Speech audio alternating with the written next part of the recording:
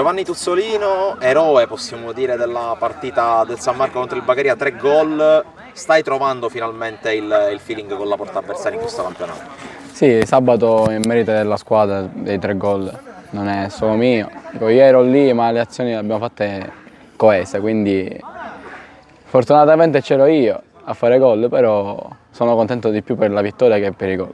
Ecco, sicuramente il feeling man mano che passano le settimane con la squadra migliora, anche perché appunto man mano anche i giocatori che erano fuori per infortunio stanno rientrando. Sì, i giocatori erano fuori per infortunio e ci hanno dato e ci danno una mano ulteriore e sono mancati alla squadra, si è visto durante le settimane.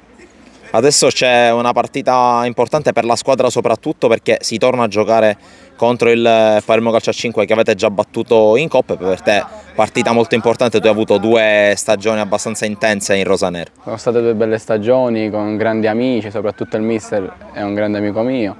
E la partita che abbiamo vinto in Coppa, 2 squadre tutte e 2 rivoluzionate, quindi sarà una partita molto ma molto diversa.